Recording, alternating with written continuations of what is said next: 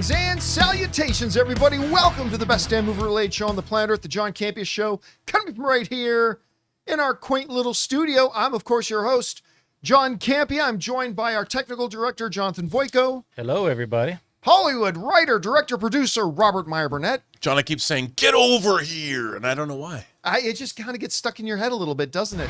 I said that to Ann once. Never going to do that again. No, sir. Anyway, guys, most importantly, of course, you guys are here. Thank you so much for being here, making our little show part of your day.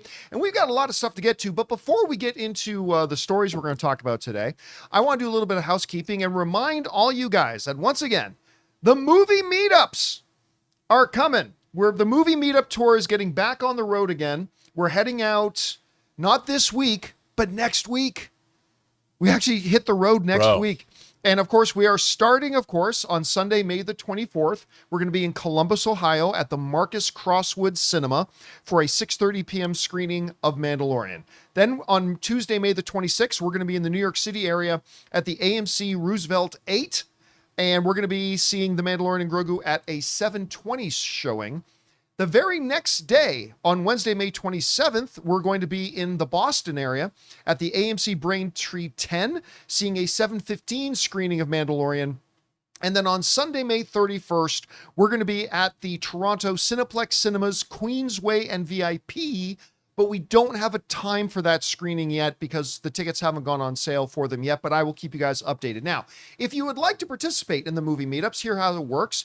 You simply go to the movie theater in question's website, buy yourself a movie ticket as normal to that particular screening of the movie, and we'll be in there watching it with you. And then after the movie's done, we'll hang out in front of the theater for an hour or so to say hi, take pictures, that sort of thing. And by the way, I know a couple of the movie theaters have already sold out. Go and double check to see if any seats are available. I think the New York one's been sold out for a bit. I think the Boston one is just about sold out. Anyway, if you still want to come, though, maybe just go to another movie and just come and join us out in front of the theater afterwards. It's going to be a good time had by all. And we are looking forward to seeing all you guys on this next leg of the movie meetup tour. All right, guys. With that down, let's get things rolling here, shall we? We're going to start off with this. Well, in the words of Robert Meyer Burnett, get over here.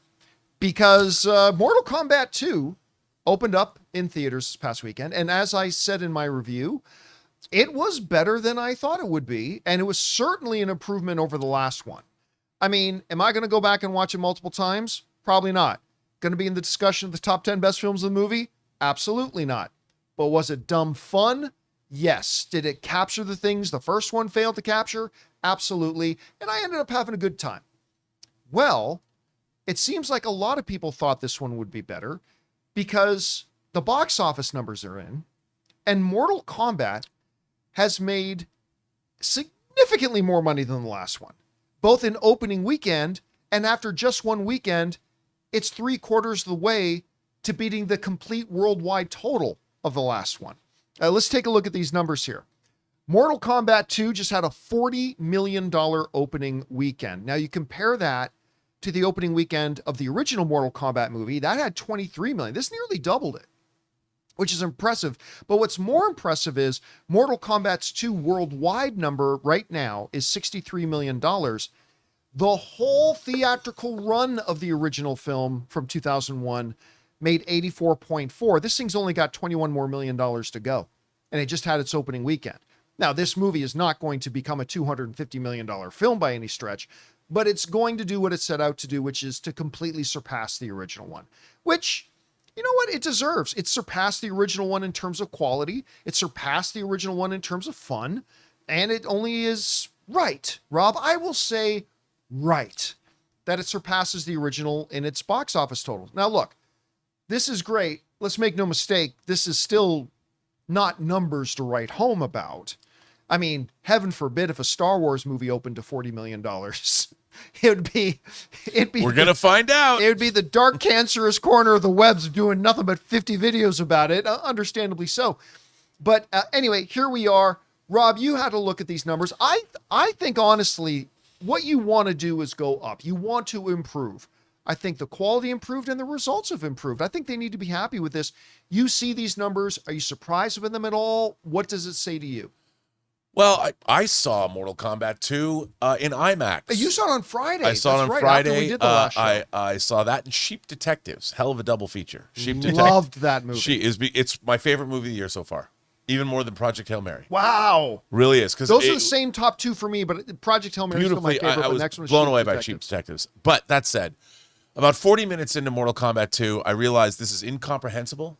It doesn't, none of this matters. And whatever plot is going on here, I'm going to surrender myself over to this gobbledygook. And I like you said, it was truly dumb fun. I love the music. You know, I love the over-the-top score and all the music.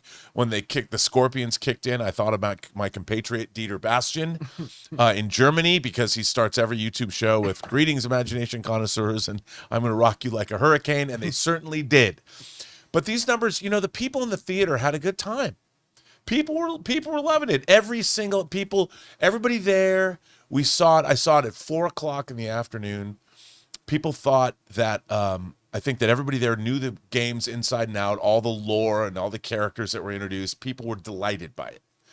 I was maybe less delighted by it, but that didn't matter. The people around me were having a great time, which made the experience even better. So it doesn't surprise me that people went to see the movie, you know, and seeing it at the Regal, you know, Irvine Spectrum in IMAX, they had the sound very loud, which I always appreciate. So thank you, Irvine Spectrum. The fact that they played the original Mortal Kombat theme from the 1980s movie. Was it the 80s that the first one came out, or was it the early 90s? It was early 90s. But the fact that they played that original theme over the closing credits was chef's kiss. Yeah. Now look, there are extenuating circumstances here, right? Because you got to look at when that last Mortal Kombat movie came out, right? Like, we were still, I mean, the theaters were back open and everything like that, but we were still kind of suffering the hangover of the COVID pandemic and a number of other things too. But the main thing that hurt the box office, we're going to get into the technical weeds here. Okay. So maybe I should open a Campea classroom, but there's a very important interconnected main reason why the first one didn't do so well. And the technical term for it is it sucked. That's interesting. Yeah. Analyze that. It completely sucked. It was not dumb fun. It was just dumb. This one was. So what you're saying is. So what you're saying. This one, on the other hand, was indeed dumb fun. It was dumb fun, and it's good to see it do these numbers again. Not numbers to write home about, but at least it's an improvement. Anyway, guys, question is for you. What do you think about this? Mortal Kombat 2 nearly doubled the box office, at least the opening weekend box office of the original Mortal Kombat from 2021. Does that mean anything? Mean nothing? Whatever you guys think, jump down to the comments section below and let us know your thoughts. All right, guys. With that down, let's move on to this, shall we? There's a little horror movie coming out based on not just YouTube videos, but this whole mythology about Backrooms. And sure enough, there was some exceedingly popular series of them made by this one particular kid, who then got invited by the studio to make a feature-length version of his shorts that he did. Very reminiscent of Lights Out, if you remember that, because Lights Out was, I still to this day contend to be the best short horror film on YouTube. I think it's just the best one. And then they invited the director to come on in and make a full-length feature film version of it, and it was terrific. I had no idea how they're going to stretch the YouTube video concept, which is like 3 minutes long, into a full-length feature film, but they did it and it was great. Can they do it again? With Backrooms, one of my favorite actors in the world is starring in it, Chiwetel Ejiofor. And now the first reactions have come out, and they're pretty good. They're pretty damn good, actually. Let's take a look at some of the first reactions for Backrooms. Backdoors is a totally different movie produced by some of your favorite adult content providers. Anyway, BJ writes, while Backrooms ultimately works better as a series, Kane Parsons delivers a promising debut feature, firmly establishing himself as one to watch. I'm a sucker for liminal horror, And when Backrooms works, it's a walking or waking nightmare, easily the best creepypasta adaptation yet. Chris writes, Backrooms is frightening in its approach to all things terrifying about the metaphysical that worms inside the mind, held together by two very vulnerable and intense performances, and features quite possibly the most anxiety-inducing finale in a very long time. Love it. Anders writes, in an old thing they put out a few weeks ago, my expectations are high for Backrooms. Then they wrote after seeing it, Backrooms thoughts, expectations exceeded. Creepy vibes were what I expected, complimentary. Was worried the story would be very subpar, but was very pleasantly surprised. Emotional depth that gave just enough insight into the characters and their motivations and behavior, which is good. Courtney Howard seemed to like it. Says Kane Parsons' Backrooms is a trip, a brilliant, frightening vision, beautifully claustrophobic, pulse pounding, and freaky AF. Superb world building, edge of your seat suspense, and earned scares. Renate Rensiv and Chiwetel Ejiofor are terrific, and so on and so forth. Will Landman says Kane Parsons' directorial debut takes the YouTube series to the big screen in an incredibly strong arrival on film. The command Kane has over the camera, the ways he builds tension, the score he helped co-compose, and the mix of VFX were his bread and butter blender. And the last one I'll read here. Matt wrote, Backrooms is a promising feature directorial debut for Kane Parsons as he takes what worked best in the web series, the uncanny terror of liminal space, and brings it to the big screen with confidence and a unique voice. This is horror film that demands patience from its audience. So nobody jumping up and down and saying this is going to be the best horror film we've seen in a decade or anything like that. But everybody's saying this is solid.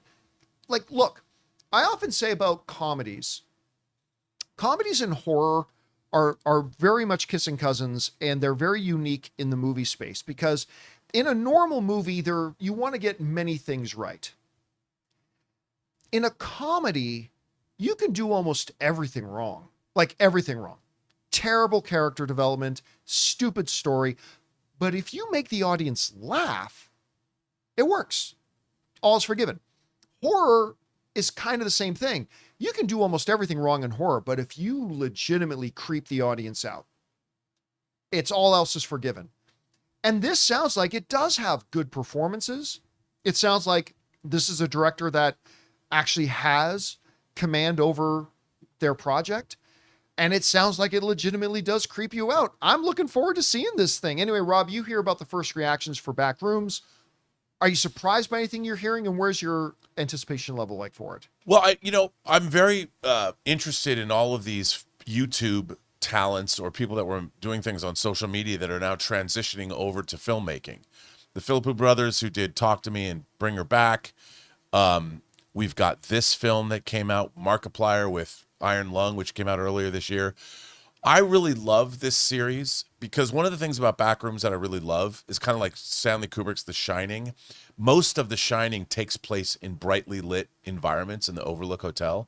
It doesn't take place at night or in the shadows until the very end. By definition, Backrooms is in these brightly lit liminal spaces that shouldn't be there. The space itself is haunting because where did it come from? And I love the fact that, like, even if Chiwetel Ejiofor was he worked in a building and opened a door and then wandered into this gigantic, endless office complex that went on forever, I'd be in. I would just stand there and watch him for an hour and a half. This sounds really interesting to me. So I've watched a lot of these shorts. I'm really interested in this kind of horror. I can't wait for somebody to make There Is No Anti-Memetics Division the feature because I watch those short films too. So I'm really like this shot too. There's a shot like this in Inception where Leonardo DiCaprio is running through an alley and the alleyway is getting like thinner and thinner and thinner and thinner. So I'm in. I really hope, between Obsession that opens this weekend that I can't wait to see, that opens Friday, and this, we're eating good when it comes to horror. If you want to see, if people didn't go see Exit 8, the Japanese film, that's also another liminal space film about a guy who gets stuck in a underground, like a subway station. That was really good. I saw that a couple weeks ago. Hugely recommend that. I can't wait to see this. I'm really excited. And the fact that, you had a 19-year-old director who apparently was mentored by Osgood Perkins making this. I mean, well, I think wasn't he 19 when he did the shorts, and he's Maybe. older now? Maybe he's a little. But I might have those dates mixed up. I just love seeing this happen because, I've been asking myself, where are the new filmmakers? And in the horror space, we've seen a lot of really great emerging horror films, especially this year. A movie like Whistle, I thought was, even though it was totally derivative of a dozen other things, was pretty good. Hokum, another film brilliantly directed, again a little derivative, but still, I'm really looking forward to this. I think we're seeing, it's almost like every week a new horror film comes out that might not be perfect, but has been pretty good. Yeah, It's been like that for a year going on. Yeah, we went through a number of years where it was slim pickings. Yeah. But by the way, I don't know if you still have the image there, Jonathan, but somebody in the live chat was mentioning that the picture of the actress there in the room is very reminiscent of Shelley Duvall. Very reminiscent of Shelley Duvall. Yeah, very reminiscent. Anyway, one big difference, though, this is the interesting thing. Having watched a bunch of the shorts, and maybe there are some other ones I missed, one of the key big differences, obviously, from the Backrooms shorts and what it looks like the premise of this movie is, all the shorts I've seen, nobody gets out. Right. Or at least the one short I said, the guy did get out, but it was from 5,000 feet and he falls to his death. Yeah. Like, obviously, this one, Chiwetel Ejiofor somehow has a way to go in and out of it. So I think that's unique. Anyway, it's going to be interesting to see. Guys, whatever you think about this and the first reactions we're hearing from Backrooms, jump down into the comments section below and let us know your thoughts. All right, guys. With that down, let's move on to this. Like a tremor and a disturbance in the force, every day I wake up and I can just taste it in the air. My fellow film fans around the world are yearning for a Fast and Furious TV show. Every day, Rob. I don't know how long I felt that way, but I could just tell. Everybody around the world has been dying for a Fast and Furious TV show. Specifically on Peacock. Pair it with the new Baywatch. Specifically on Peacock. You know what? I'm not the only one. Because the executives at Peacock also felt that tremor in the force. And lo and behold, giving you what you never asked for. According to this story in Variety, Fast and the Furious TV series is in development at Peacock. There's been an awakening. There's been an awakening. Have you felt it? And they write this. The announcement was made on stage by franchise star Vin Diesel at the NBC Universal Upframe presentation in New York on Monday alongside the Tonight Show host Jimmy Fallon. Now, this is what Vin Diesel said. For the last decade, we have realized that the fans have wanted more. Not sure that's true, but okay. Diesel said, they wanted us to expand the legacy characters, their stories, and for the last decade, the desire has been for us to enter the TV space that Fallon has mastered. Has Jimmy Fallon mastered the TV space? Don't get me wrong, I like Jimmy Fallon, but has he mastered the TV space? I don't know. Anyway, and I had to wait till it was right. It became right when Donna Langley started to oversee it all, because that's when I knew that the integrity of the characters, the international appeal, what makes us all feel like family would be protected in the TV space. The news that I have here today is that Peacock is launching 4 shows from the Fast and the Furious universe. Jesus. Now, not 4 episodes, 4 shows. Now, hold on a second. If that sounds like maybe they're getting ahead of themselves, it's because it was. Vin Diesel was getting ahead of himself because the folks at Variety then wrote this. While Diesel said that 4 shows were in the works, an individual with knowledge of the situation, an insider executive at Universal, confirmed that is in fact only 1. Others are said to be in various stages of development. But yeah, when Vin Diesel said we've got 4 shows coming, that is not necessarily true. He gets a little excited. But at the very least, there is one. We are getting a Fast and Furious TV show. Considering we've had to wait, the wait's going to end up being like 5+ years for Fast. What was 11? it? Fast 11? 10.5? Yeah. 10, Fast 10 Part 2. Part 2. Which is also known as 11. Yeah. How they're going to manage to make a TV series, I'm not sure. I simply don't know. Now, listen, I say this as a lifelong Vin Diesel fan. I love Vin. I think he's great. But the last few Fast and Furious movies have, what's that technical term again? Sucked. Have been absolutely dreadful. I mean, the last one was better. 10 was better than 9. Anything was better than 9, and I love the franchise. I'm a big fan of a number of the films in the franchise. I would rather watch Rise of Skywalker again. No. I think I would rather watch Fast 9 again before I watch Rise of Skywalker again. Be that as it may. Bringing Fast and Furious to TV. Now, listen, if you're Peacock, I kind of get the appeal. Like for streaming, you want big recognizable IP. And there's no denying Fast and Furious is big recognizable IP.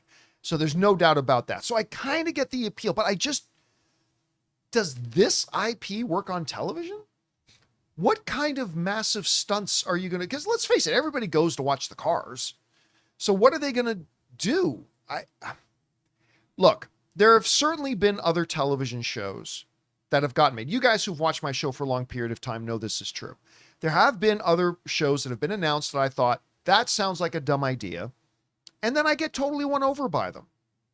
You know, The Flash, the Harley Quinn animated show, like both shows that I thought completely stupid ideas, and then I got won over. Maybe this will do that. It doesn't sound like Vin Diesel's going to be in them. It doesn't sound like the legacy characters are going to be in them, but rather they're going to expand the world. I don't know. But I've just got to say, for right now, where I'm sitting today, this sounds like a pretty bad idea. It sounds like a pretty bad idea to me. Again, let's talk again in 2.5 years and maybe I'll be won over. Anyway, Rob, Vin Diesel just let us know that there are 4 television shows coming that apparently one executive then corrected and said, no, it's 1. And maybe there will be more later. But I don't know. Am I being overly pessimistic here? Like, what do you think about the idea of them bringing Fast and Furious to a TV show? Well, it depends what kind of a show. Like, what are you going to do? I could tell you what show I want to watch, which is clear. Sun Kang's Han returns to Seoul. He starts building out a business empire. He runs street racing at night. He has that really cool enclave that he had in Tokyo times 10. Justice for Shaw. He has K-pop stars. You have guest stars like BTS. Lisa from Blackpink becomes a series regular, like his right-hand woman, you know, who's running his criminal empire with him, yet some of it's legit business. You just explore all of Asian culture, and he goes up against Japanese Yakuza, which uses ninjas occasionally. You have the Hong Kong triads, and Sun Kang, Han is in the middle of it all. Your idea is already way cooler than what they're going to do, I guarantee it. I'm telling you. Also, your idea is going to be about $400 million an episode. Yeah. Well, you amortize that across. Sure. It'll be cheaper than Rings of Power. Oh, man. That's true. Won't get the audience of Rings of Power, though. Sure it will. I mean, will it? That BTS, you bring in one member of BTS, you bring in Lisa, and you have BTS sing the theme song. Okay, we've seen it proved many, many times that taking some random superstar from a different field and dropping them in a movie does not mean that movie or show is going to be successful. That's because they don't have the right people. Yeah, to this know is what Fast to and do. Furious. Yeah, but I will be the Fast and executive Furious. producer and showrunner of this show, and it will be the greatest show ever. I don't know. Well, okay, as to Jonathan's point, that's not the show they're making. So understanding that. But as a Fast and Furious show, it could happen because you have everybody coming in. Vin comes in to be a guest star, you know, when they have street racing at night. And you could make it like a cross between the Speed Racer original animated series where they have races all over the world, like they go into volcanoes. Yeah, how are you going to do that on a weekly television show, though? AI, buddy. AI. But we'll have real cars. None of this physics-defying crap that ruined Fast 9. No Fast blocking and the Furious. We're pedal to the metal, dude. and There's no blocking bullets with things that don't block No, bullets. there's only real Like cars. car doors. That's it. Real cars going fast. You know what? Here's what's funny. You know what the best Fast and Furious movie that's been made in years is? Hobbs and Shaw. Like that was, and I mean, it's not as good as Fast 6, Fast 7, but I mean, that is easily the best Fast and the Furious movie we've had in years. I'm telling you. I was just thinking this, but somebody in the live chat just brought this up too. You make the show, though you can't afford it, but you make the show Shaw and Han. You make a Shaw and Han show. Well, That's interesting. Statham's his enforcer. He's that's the brains. I don't know. Han is the brains. Yeah. Sure. Sun Kang he's the Emperor. He's Vader. He's Ryan remember, Gosling Shaw all wrapped is up not into just one. muscle. He was the actual mastermind of an entire international cartel. Yeah. So, I mean, you do a Shaw and Han or a Han and Shaw. Han always comes first. I mean, that could be interesting, but Sean. again, that's not what they're making it. They're But not if they making came to this. me, they should, and I work cheap. but unfortunately, I don't think anybody else is. I just don't know how you do.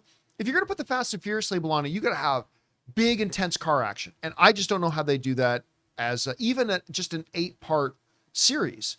Like I just don't know how you do it, and I don't know how it's going to be interesting. I do want to point out Lisa was in the last season of White Lotus. I'm telling you, she's going to work in this show. Yeah, and did the ratings explode? Well, she had to start somewhere.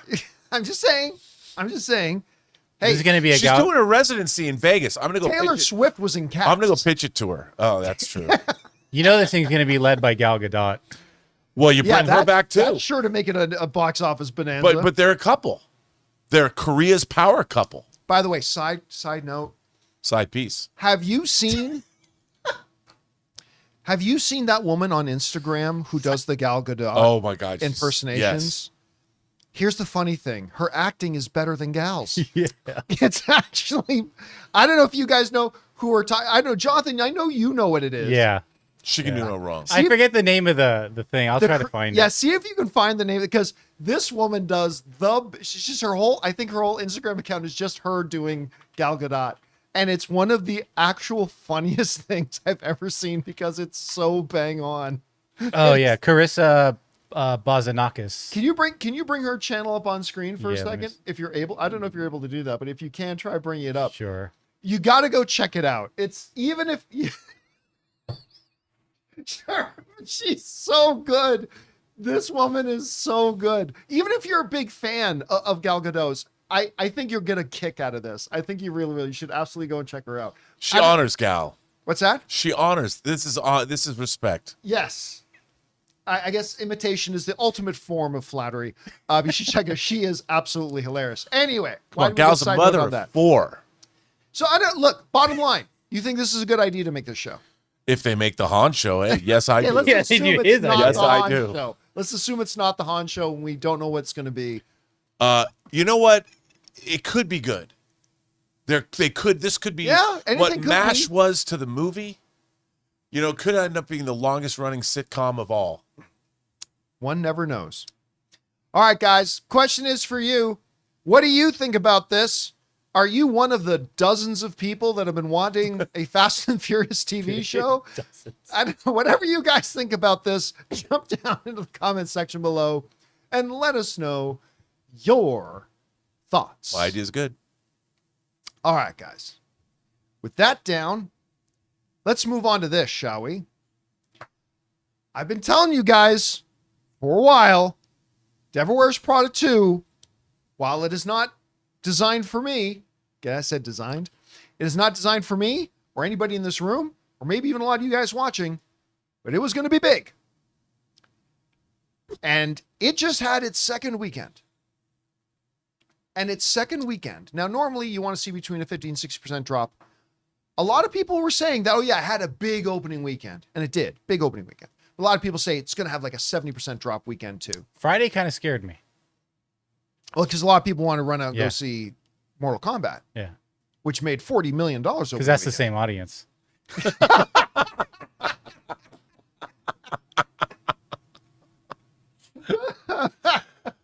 Devil Wears Liu Kang. Yeah.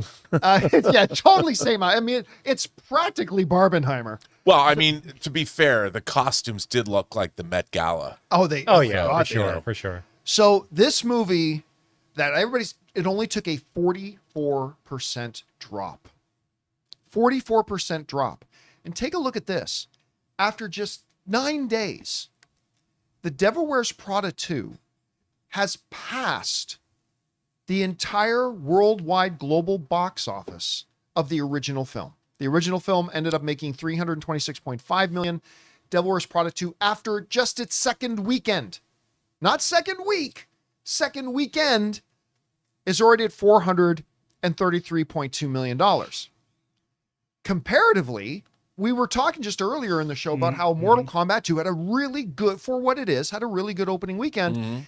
On its second weekend, Devil Wears Prada beat out Mortal Kombat on its opening weekend, making $43 million on its second weekend. Again, only a 44% drop, beating out Mortal Kombat 2.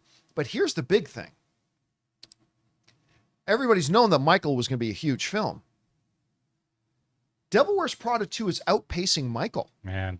Not by much, but after its second weekend, Michael was at worldwide $432.7 million worldwide.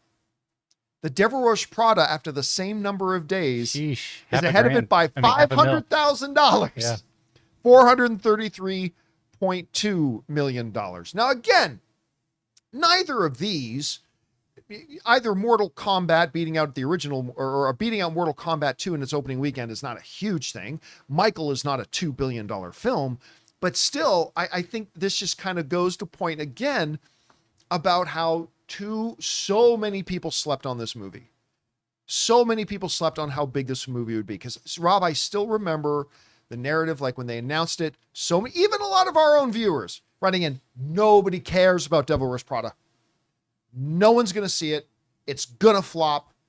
Nobody gives a crap about it. And I'm like, dude, just because you and your buddy sitting around watching Ren and Stimpy reruns may not want to go see it. Right. By the way, shout out to Ren and Stimpy. You don't understand. There's a lot of other people that do want to go see it. And sure enough, it's already, I mean, even if it ended its theatrical run today, it's been a success. Anyway, Rob, you're seeing these numbers completely beat out the original film, beats Mortal Kombat in its opening weekend with its second weekend, outpacing Michael right now. What does this say to you, and which one of those three things is like the most surprising to you? Well, our viewer said everyone needs the Tooch or the Super Tooch. I think, it's frustrating to sometimes be in this online space discussing entertainment and film when so much of what we talk about is slanted toward superheroes, Star Wars, science fiction, horror, and all that. And we tend to forget there are other genres that have other audiences as well. Obviously, The Devil Wears Prada 2 is pretty much exclusively targeted toward, more women. You've got you've got Meryl Streep, one of the great female actresses of all time. You've got Emily Blunt. You've got Anne Hathaway. Now, even myself, who admires all three of those women, this does not scream day one seeing for me. I still haven't seen it. Yeah, we're not the demographic. We're not the demographic, but that doesn't mean that as an astute observer of the entertainment industry, you can't look at this movie and go, look, the first one was a big hit. It's been 20 years. And like I'd pointed out, because I know these things, this is the Top Gun Maverick of Devil Wears Prada movies. Mm-hmm. And in a way, because you've got a long period of time, I think I want to point out the Quiet King of franchises, 20th Century Studios president Steve Asbell's done a great job of reinvigorating what could be moribund franchises or franchises that are a little rocky, and to come back and do this, Disney and 20th Century Studios had huge faith in this. They brought back everybody. What's not to love? And we've been saying, you more especially than me, you were the one saying, don't sleep on this movie for months. You were the first person out. You've probably seen this movie like 6 times and just haven't told us. I have not. But I think it shows that, look, and also, you know what? People that have seen this movie have talked to me about how it has surprisingly relevant messaging about how journalism is being taken over by online, print is dying and all this. And I was surprised to hear that. And also, you know what? I like movies like this. I mean, I when I see this, I probably will enjoy it. I like looks at the fashion industry. I remember when Robert Altman made Pret-a-Porter, and I was like, I'm not going to go see that movie, but that Hot Stepper song, I'm the Hot Stepper, I had to go see it, and I was interested in it, so what's not to love, man? It doesn't surprise me at all this movie's making a ton of money. By the way, I got to address this a little bit. I'm seeing a number of what I can only assume to be very loyal Michael Jackson fans in the live chat saying, John, Michael has made 577. Yeah. Michael has made 577 to date after 3 weekends. Yeah, we're matching the second. Yeah, what I'm telling you is that Devil Wears Prada 2, after its second weekend, has made more money than Michael did after its second weekend. Yeah. Now, whether or not Devil Wears Prada 2 has more than $577 million after its third weekend like Michael does, well, I don't know. I mean, we'll see. I mean, it's going to be really close. They're certainly close. Now, I've also seen some people in the live chat going, well, John, yeah, but Michael hasn't opened in Japan and Korea yet. Devil Wears Prada hasn't opened in like 20 or 30 markets. Yeah.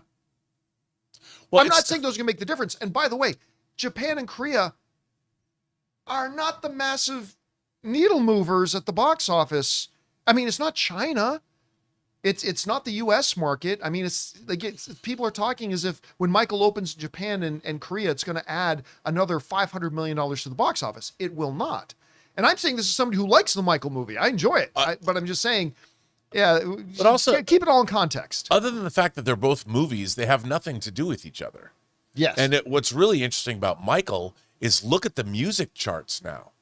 Michael Jackson is at the top of almost all of the music charts again. The Michael movie has caused a complete... Dude, my YouTube feed has been peppered with Michael Jackson stuff. Unbelievable. Absolutely. It's amazing. It's become I mean, if you look at what that movie has done to Michael Jackson, it's supercharged Michael Jackson. I mean, I keep watching the Human Nature video.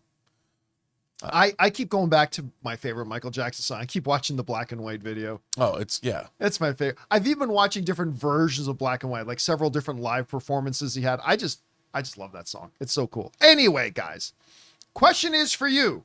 Flawless victory for the Tooch as Devil Wears Prada continues to be number one at the box office. Did you guys I'm sorry, real quick. Have you guys seen that Citadel whatever movie with the show? It's a series. The second series? season Yeah, started. I didn't know. First of all, I never watched season 1. I don't know if Tooch was in the first You want to season. talk about Super Tooch? Yeah. Super Tooch is back. So he's in the first season too? Yeah. I had no idea. It's not good. I just know it's the first season wasn't good. I just know it's which Jonas is it? With that John Wick Nick scene of Jonas's him. wife is like Smoking the main hot star wife, of it, right? I can never pronounce her name, but she's great. But she's remember, actually good in the show. I like her in the show. well, I've seen her in many things. She's actually really good. Yeah. She's a really good performer. I've never seen Citadel. That's all. Priyanka is her name. I just remember Anne was watching the roast of the Jonas Brothers special, and when Priyanka came out to do the roasting, I looked it up. It was true. She goes, "Yeah, you guys are big and everything." She goes, "You do know I have more Instagram followers than all of you combined, right?" And true, sure enough, she did. She's huge global star. Anyway, whatever you guys make about all this, jump down to the comment section below and let us know your thoughts. All right, guys. With that down, let's move on to this. This one's interesting. All Netflix movies suck ass. Every once in a while, there are some very rare exceptions that come along that are actually really quite good. It's a great way to open. For Old Guard, for example, that was a really pleasant surprise to me. I really liked Old Guard. But then came along this Matt Damon, Ben Affleck one not long ago called The Rip. Directed by Joe Carnahan. That was really enjoyable. Really, really good movie. I had a great time. Should have been theatrical. 100% should have been theatrical. By the way, maybe under the new Netflix, we're going to start seeing more and more becoming theatrical. Yeah. We'll talk about that more later in the week. But interesting thing just happened. You see, at the beginning of the movie, a little thing comes on screen that says inspired by true events. Not based on true events, not a true story, just said inspired by a true events of a true crime that happened once. Well, now, 2 police officers who were involved in the case that inspired the movie are suing Ben Affleck and Matt Damon in their studio, saying that it has caused them personal harm. This is what they've written over at Variety. Now, this is interesting. It says this: 2 law enforcement officers in the Miami-Dade Sheriff's Office, which I believe that was Dexter's Police Department, was it not? Jason Smith and Jonathan Santana have filed lawsuit against Ben Affleck and Matt Damon's production company, Artist Equity, over The Rip, the Netflix crime drama directed by Joe Carnahan that launched on the streamer in January. As reported by Entertainment Weekly, Smith and Santana alleged that the characters played by Ben Affleck and Damon in the movie have caused them, quote unquote, substantial harm to their personal and professional reputations because the movie and its advertisements imply misconduct, poor judgment, and unethical behavior in connection with real law enforcement operations. Based on that, couldn't any movie or TV show that has corrupt police officers in it be guilty of that? Anyway, the article goes on. Variety has reached out to a representative for comment. The Rip stars Matt Damon and Ben Affleck. You guys know the movie. You've seen it. Smith and Santana's lawsuit claims a real-life case from June of 2016, which they seized more than $21 million, was the inspiration for the movie, which opens with the text that says, inspired by true events. Smith and Santana are not named in the movie. The lawsuit says the film's use of unique, non-generic details and the June 29th, 2016 investigation, combined with its Miami-Dade setting and portrayal of narcotics team, creates a reasonable inference that the officers depicted are the plaintiffs. All right. Here's why this is interesting. And Rob and I were talking about this a bit before we started the show today. Any criminal trial, barring ones that are sealed by a judge's order, even like small claims court, lawsuits, whatever, it's all public record. It's all public record. And you are allowed to make movies inspired by true events. And as long as you do not specifically portray people from those events, you keep it fictional, you're completely allowed to do that. So it's interesting that they take inspiration from a real life crime that happened. They made a movie kind of using that as its framework, but obviously fictionalized it. Did not portray the individual police officers involved. Did not name them, did not make them look like them, nothing like that. But now these two officers are suing, saying it's causing them reputational damage, when the movie never said this was them. They never said this is a true story. They never said any of that. And because of the way the law works around that and what you need to get permission for, and specifically what you don't. We talked the other week about the woman suing James Cameron about it. Well, you are not allowed to take somebody's likeness and use it without their permission or compensation. In this, you are allowed to do what they did. So I am curious about what lawyer thought they could take this and sue them, unless there are very material things here that we're not aware of. There might be some factors involved here that we as the general public simply aren't aware of yet, and maybe that'll change things. So what I told Rob this morning, and I might be right and I might be wrong, is that here's what I think is going to happen. At some point in the near future, Damon, Affleck, and their studio are going to submit a motion to dismiss. Now, in a motion to dismiss, you have to prove to a judge, if you're the one bringing the lawsuit, you have to prove to a judge that you have a reasonable expectation of success if it goes to trial. You don't have to prove your case to the judge.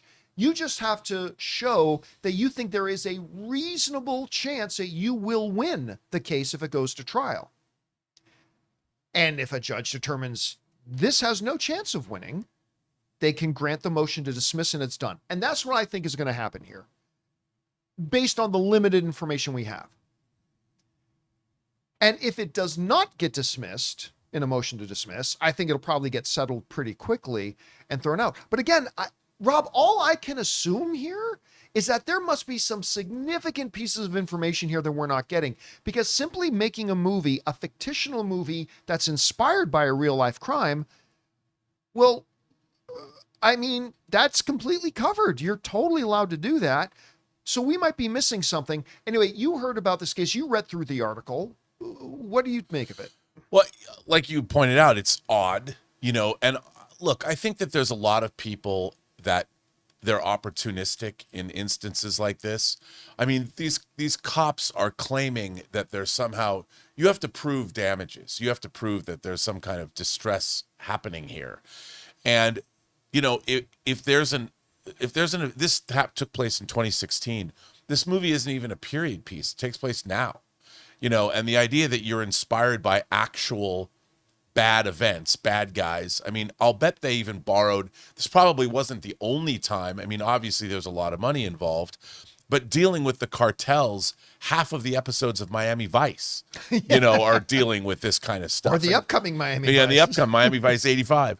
You know, and I think it's, unless there's something personal, unless maybe they revealed something about these guys that was an actual detail that they used that could only be pointed back to one of their personal lives. I 100% agree. You know, like, if there's something material like that we are simply not aware of yet. Yeah, and like maybe there's a tick or some kind of something that one of the cops said, like a catchphrase, or the way they acted, or the way they they thought, oh, that was interesting, and they incorporated it into the characters.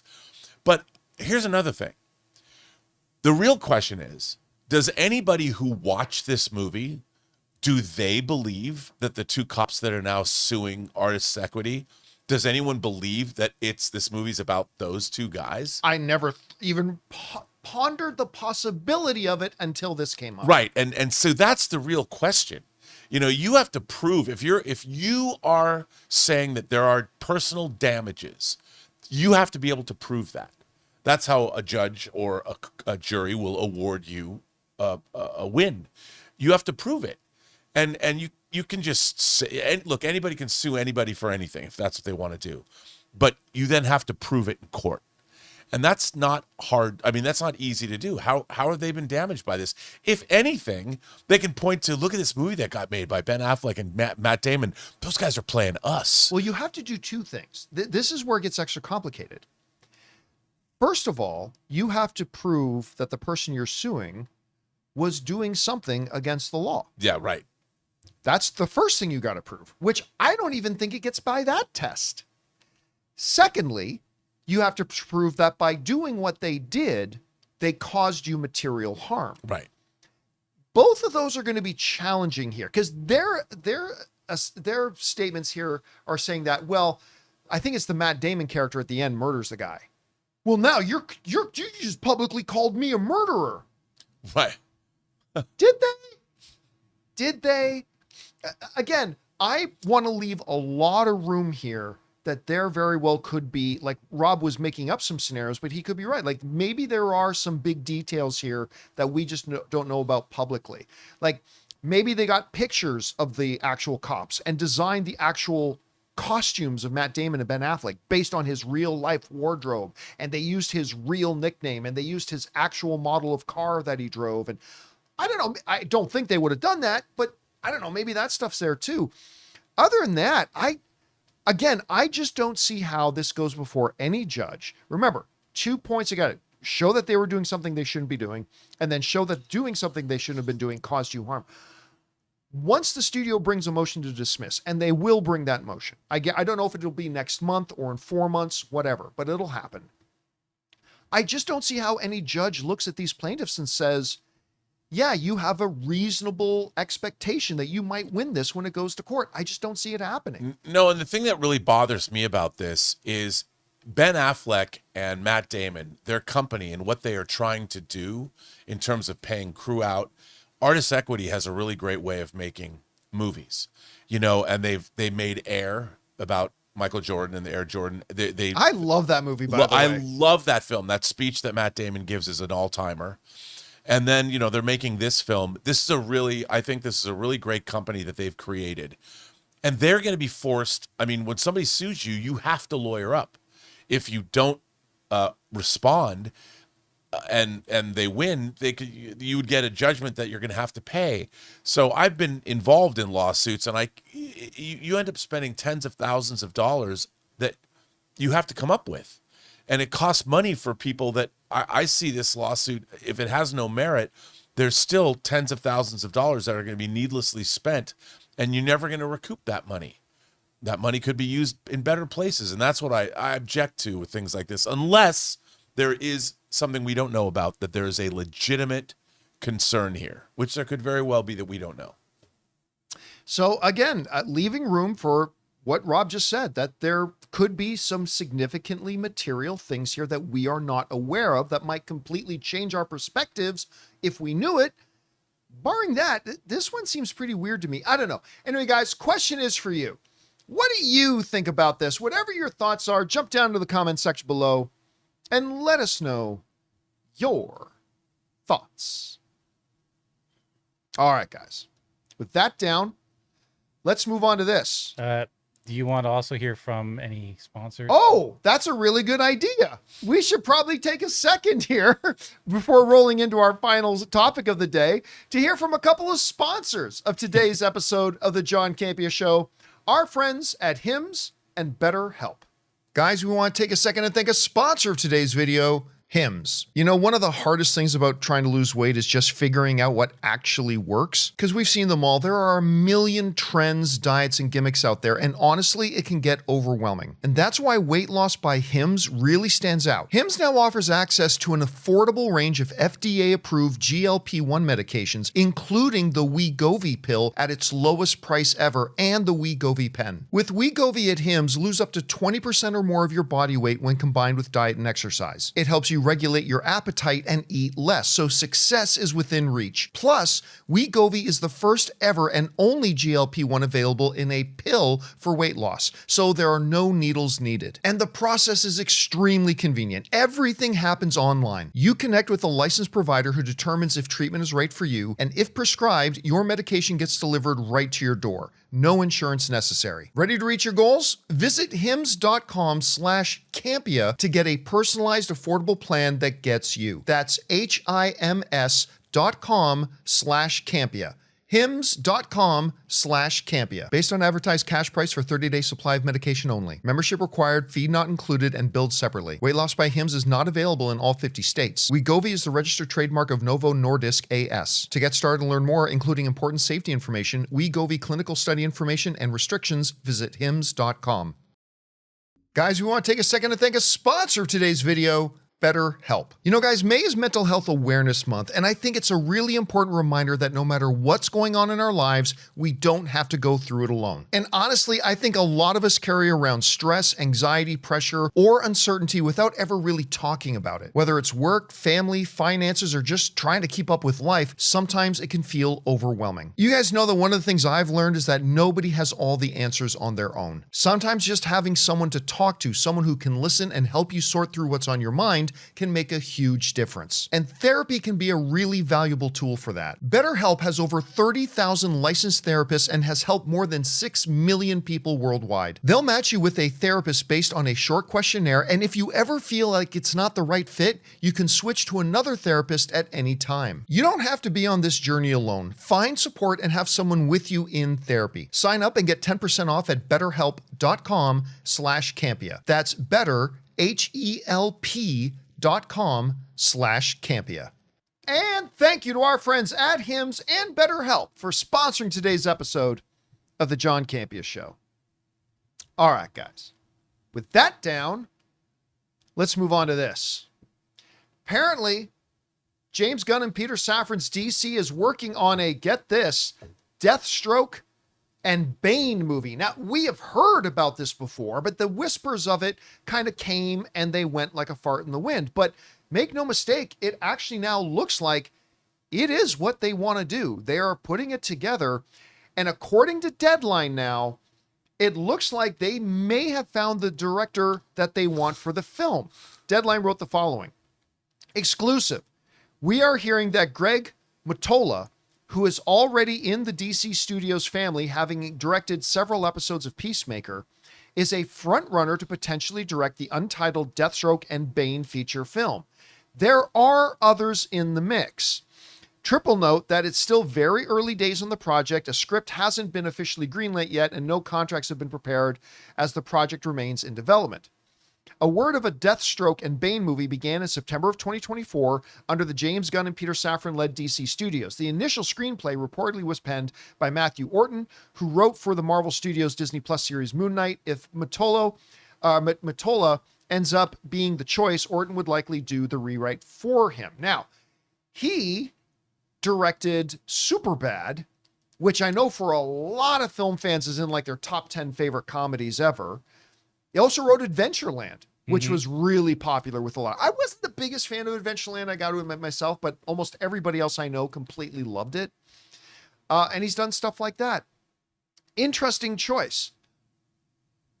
But the bigger thing here to me isn't even who they're looking at to directing it. And by the way, I think he'd be a pretty solid choice, especially if he's already worked with James Gunn and James Gunn already knows he has a shorthand with him and they can make something good out of it. Great. I'm still just kind of hung up on the idea that, wait a minute, that talk a couple of years ago about them doing a Deathstroke and Bane thing, that is something they're actually really serious about. And at first, my thought is, that doesn't sound like a good idea.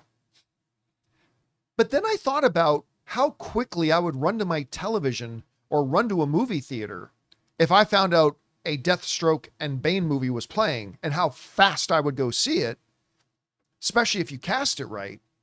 By the way, casting that's going to be tricky. But, I mean, my God, maybe it's not... You know what? This wouldn't make Deadpool and Wolverine money. No. But you know what? It could make half of Deadpool and Wolverine's money. If you do something like this and you do it well and you make it really badass, this could be a $700 million film. Especially if you cast it right. And I am suddenly of the thought that this would be really good. Now, what kind of version of Deathstroke the Terminator would we get? Yeah. Or Bane, for that matter. Or Bane, let's get to Bane in a minute. Because Bane's a totally horse of a different color.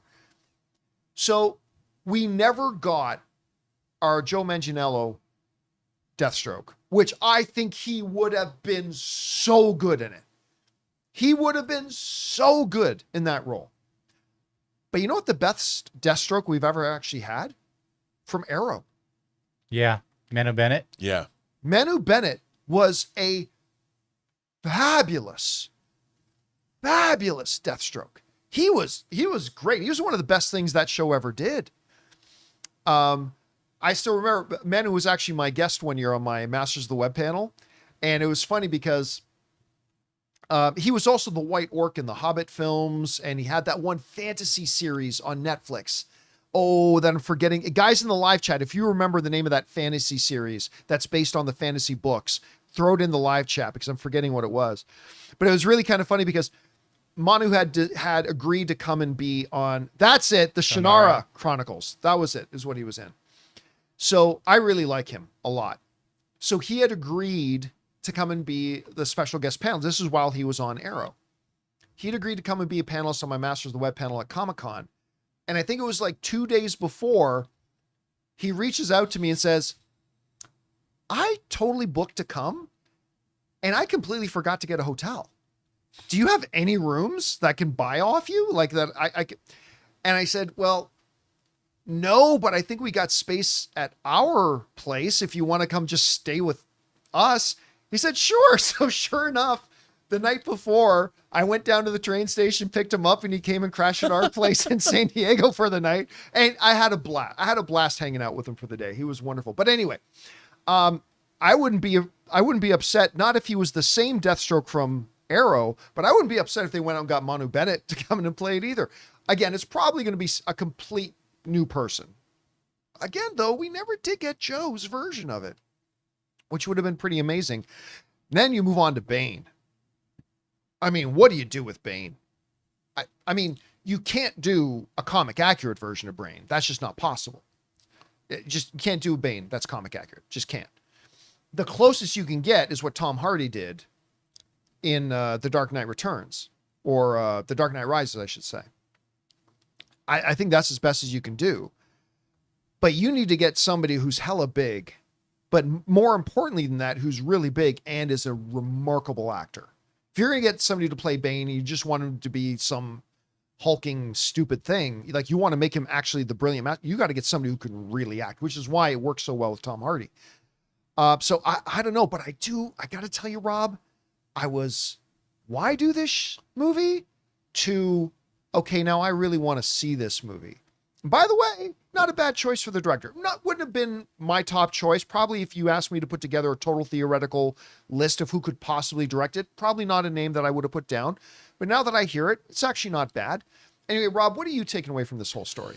Well, I love Deathstroke because I loved Marv Wolfman and George Perez's Teen Titans. Right, which is where he really started. Deathstroke. I love that, and would I like to see, and I like you, I wanted to see Joe Manganiello's Deathstroke. I'm intrigued by this idea, but I don't know what kind of, is it a team up? They were working together.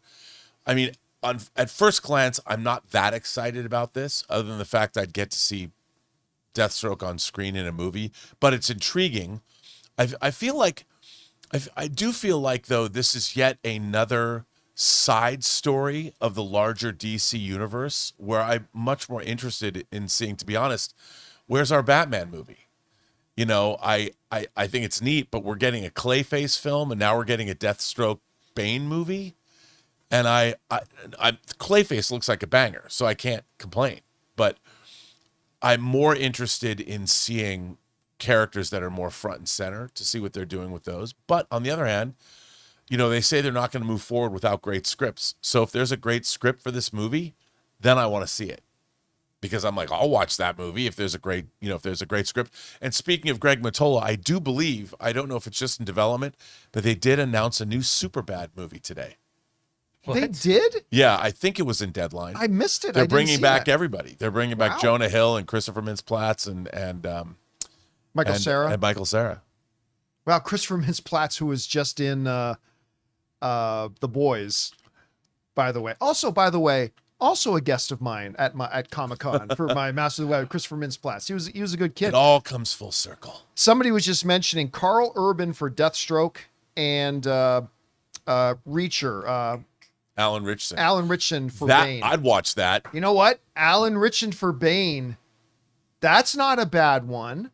But don't we kind of have him marked for someone else in the I forget. Well, I mean, everybody wanted him as Batman. I thought right. he would have been a pretty good Batman. But then he's already kind of stated he's not going to be Batman, but that he is going to be in the DC universe. Maybe this is what he was talking about. Maybe. Or hell, I'd even take Alan as a Deathstroke. I was going to say he could be the counter to Batman then as Deathstroke. Carl Urban as Deathstroke also wouldn't be bad. Someone said Jensen Ackles a little bit ago, but he seems a little short for a Deathstroke. I mean, but you know what? But here's the thing about Jensen. Of course, from Supernatural fame. I look at him, and you know, when the first ideas came up about maybe him being Batman, I thought maybe a little bit short. But you know what? Watching him in The Boys as the world's greatest superhero, he's Soldier Boy. I never once think about his height. No, and by the way, that is a feature film quality performance. He kills it in that role. He is so good in that show. Listen, I already thought The Boys was one of the best things on TV. Once he came into the show as Soldier Boy, it just elevated it. Yeah, and the gravitas that he has is amazing. Oh, it's so good. Actually, you know what? Correct me if I'm wrong in the live chat, but one of my favorite scenes of his ever, I believe, was actually in Gen V. When he was part of like a girl's dream, she was like having a hallucinated dream, and he talked about how, oh yeah, your best friend was dry humping a pillow of thinking of me the whole, like, it was like one of the best comedic time, best line delivery scenes that he'd ever did, which I thought was, yeah, really, really great. Somebody in the live chat is saying Josh Brolin is Deathstroke. But yeah, but we've already got him as Cable, but that's in a different cinematic universe. I just think Josh Brolin might be too old to play Deathstroke at this point. The Tooch. Stanley Tucci as Deathstroke. You know, Bane, I think you might be onto something there. You know, Bane. By the way, I don't know why. I have no idea. Every once in a while, YouTube starts throwing me random clips from a particular movie, and it just recently started bringing up clips from The Core. And I totally forgot that Stanley Tucci was in The Core. Dude, the Tooch. The Tooch is everywhere. Alan Ritchson as Bane. I could also see it. I could also see him as Deathstroke, but if you had him as Deathstroke, who do you get as Bane? Oh, I know. You get the guy who played Paulie in Reacher. Oh my God. Oh yeah. That's who you get to play Jeez. Bane, the guy who played Paulie in Reacher. That's your answer right there. Yeah. Like Or- that is the most giant human being I've Yeah. ever seen. Like he's bigger than the mountain. He's huge. He's huge. And listen, I get it. I'm like everybody else too about how, well, we haven't even gotten Batman yet, or we haven't gotten Wonder Woman yet. And all that is true. But if you're James Gunn and Peter Safran, and you are truly committed to our number one priority is putting out the best movies possible, and we don't feel like we have a Batman thing that is truly deserving of it and ready to go yet, but you have this other thing like a Clayface, and if it's a Deathstroke and Bane thing where we haven't greenlit the script yet, but we've seen the initial concept of it and we think it's great. Yeah. Look, at the end of the day, when I walk out of a movie theater, I'm not so worried. I'm not asking myself when I walk out, was that a movie about Batman? No, I'm asking myself, was that a great movie? And if you can deliver that, look, let's put it this way. I would much rather have a great Deathstroke and Bane movie than a pretty good Batman movie. So, I mean, if that's what they're going to get, then again, maybe Deathstroke and Bane will be terrible. I don't know. But let me ask you this, Rob. Right now, it's always been this way in Hollywood, but more today than almost ever before. A lot of movies get talked about that never actually get made. At the end of the day, do you think Deathstroke and Bane is a movie that actually gets done? If you ask me right now, I would say no. I would say no only because, in a way, again, the script is going to have to be great. And I think that this kind of a pairing with two characters that have yet to be established in this new DC universe, you're going to put them together. I don't see that necessarily working. But then again, I didn't think that what I saw at CinemaCon, that Clayface trailer that they've now subsequently dropped, I was blown away by that trailer. Yeah. Now, that movie might not work. I don't know. But it speaks to what James Gunn was talking about. We're going to greenlight movies when they work. Right. And that Clayface trailer, I'm like, wow, that was really surprising to me. They clearly knew something that I didn't. And then hopefully Supergirl will bear out the fact that scripts work. But it'll be interesting. So we have Superman, Clayface, Supergirl, and Deathstroke and Bane. That's a wacky lineup. Yeah, but listen, if I walk out of Clayface, Yeah, I know.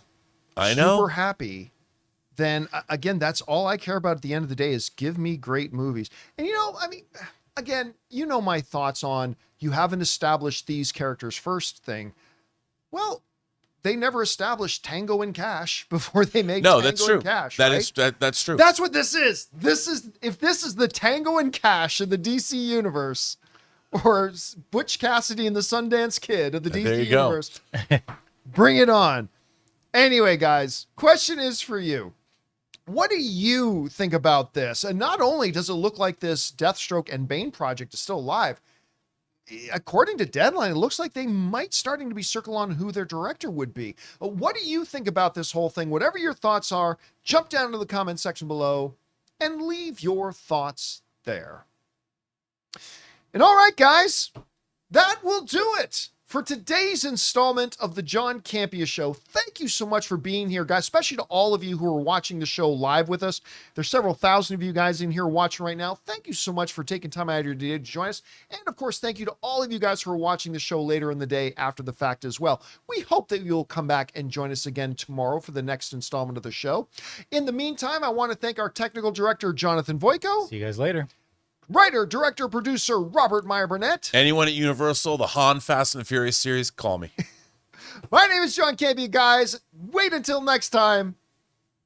Bye-bye.